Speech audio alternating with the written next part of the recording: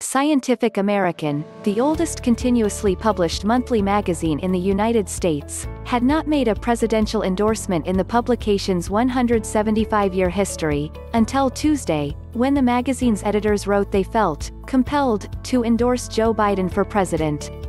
This week, President Trump has been criticized for failing to acknowledge the role climate change has played in the destructive, raging wildfires that have wreaked havoc on the West Coast. On Monday, a California environmental official implored Trump to properly account for climate change science in his decision-making. "It'll start getting cooler," Trump replied. "I wish science agreed with you," said Wade Crawfoot, California's Natural Resource Secretary. The president smirked, then said, "I don't think science knows, actually." Trump has insisted that forest management is the cause of the record wildfires. "You know, in Europe, they have forest cities," Trump said Tuesday morning. "And they don't have fires like this, and they have more explosive trees. They have trees that will catch easier. But they maintain their fire." On Sunday, The Washington Post reported that the Trump administration appointed David Legates, an academic who has long questioned the scientific consensus that human activity is causing global warming, to help run the agency that produces much of the climate research funded by the U.S. government.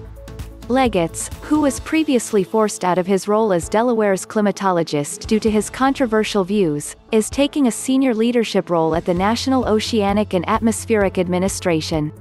Trump's reaction to America's worst public health crisis in a century has been to say, "I don't take responsibility at all." Instead, he blamed other countries and his White House predecessor, who left office 3 years before the pandemic began.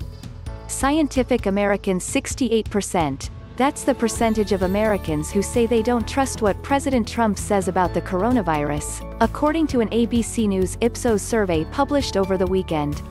Also, 2/3 of Americans say that President Trump acted too slowly when dealing with the pandemic.